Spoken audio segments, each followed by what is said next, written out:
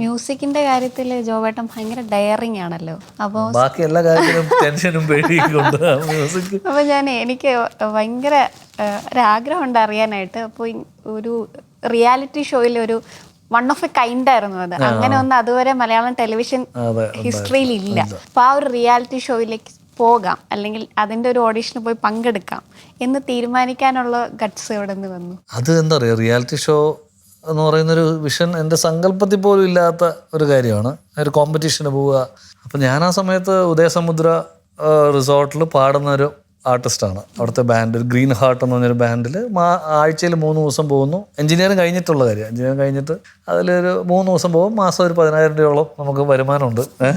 Happy, ഒറ്റത്തടി, ഒരു കുഴപ്പമില്ല. അപ്പോൾ അതിലിങ്ങനെ പോകുന്ന സമയത്താണ് ഒരു നമ്മുടെ വളരെ അടുത്തൊരു ചേട്ടനിങ്ങനെ നമ്മൾ പുഷ് ചെയ്യുന്നതും, എടാ നല്ലൊരു സംഭവമാണ്, നീ ഇതിന് പോകണം.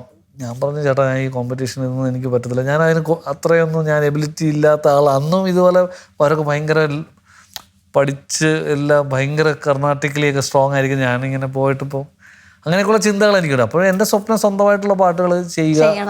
പക്ഷേ എനിക്ക് ഈ വന്ന ജഡ്ജസിനെയൊക്കെ എനിക്ക് ഭയങ്കര ഞാൻ ഇഷ്ടപ്പെടുന്ന ആൾക്കാർ. അപ്പോൾ ഇങ്ങനെ സൂപ്പർ സ്റ്റാർ എന്ന് പറഞ്ഞ പരിപാടി ഉണ്ട്. അതിൽ ദീപക് ദേവ് സാറാണ്, അൽഫോൺസ് ചേട്ടനും ബാലു ചേട്ടനുമാണ് ജഡ്ജസ്. അപ്പോൾ ഇവരെ എനിക്ക് ഭയങ്കര ഒരു അന്നത്തെ കാലത്ത് നമുക്ക് തോന്നിയിട്ടുള്ളൊരു ഡിഫറൻസ് കൊണ്ടുവന്ന ആൾക്കാരാണ്. അപ്പം അവരെ മീറ്റ് ചെയ്യണം. പിന്നെ സ്റ്റീഫൻ ചേട്ടൻ വരുന്നുണ്ട്. അപ്പോൾ സ്റ്റീഫൻ ചേട്ടനെയൊക്കെ ഇങ്ങനെ ഹരിജിയുടെ കൂടെ പിയാനോ വായിക്കുന്നൊരു ഭയങ്കര ഒരു ബ്രില്യൻ്റ് കക്ഷിയുണ്ട്, പുള്ളിയാണ് വരുന്നത്. അപ്പം ഇങ്ങനെ ഇവരെയൊക്കെ കാണാം, നമ്മുടെ ഒരു പാട്ട് കേൾപ്പിക്കാം.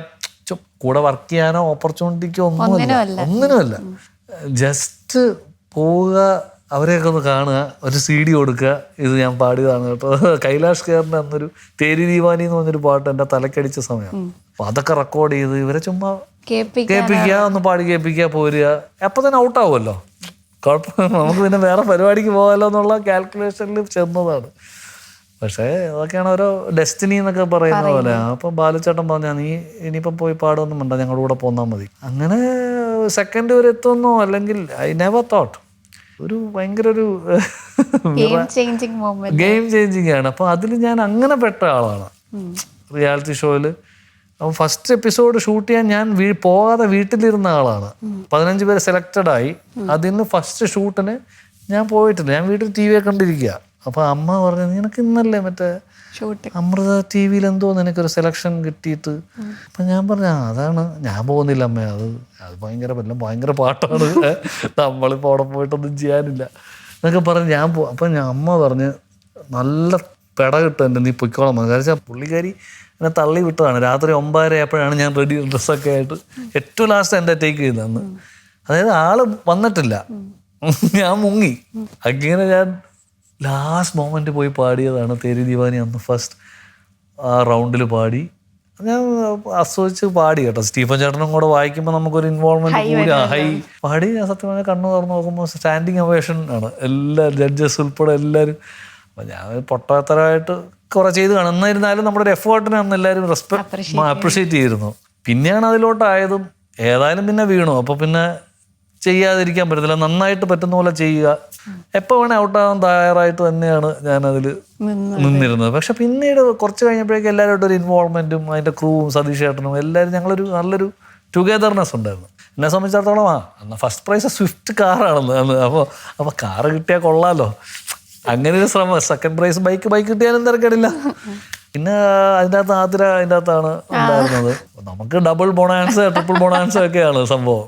പക്ഷേ ഇറ്റ് റിയലി ചേഞ്ച്ഡ് ദി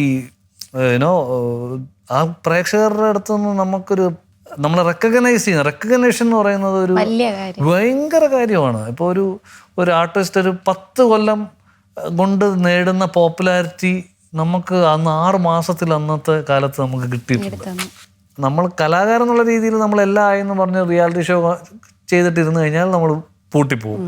അതാണ് എൻ്റെ സത്യം. കാരണം പുതിയ ആൾക്കാർ അതിൽ വന്നുകൊണ്ടിരിക്കുക. നമുക്ക് മനസ്സിലാക്കി തരുന്നൊരു വേദിയാണത്. അതായത് you are talented but you have a long way to go, you have to work hard. പക്ഷേ പ്രേക്ഷകരുടെ ഒരു ഇഷ്ടം ഓൾറെഡി നമുക്ക് ചെറുതായിട്ട് കിട്ടിയിട്ടുണ്ട്. അതിനെ വളർത്തുക, അവരുടെ പ്രതീക്ഷയ്ക്കൊത്ത് ഉയരുക എന്നുള്ളൊരു ഉത്തരവാദിത്വം നമുക്ക് ഉണ്ട് എന്ന് തിരിച്ചറിയിക്കുന്നൊരു വേദി മാത്രമാണ് റിയാലിറ്റി ഷോ എന്നെ സംബന്ധിച്ചിടത്തോളം.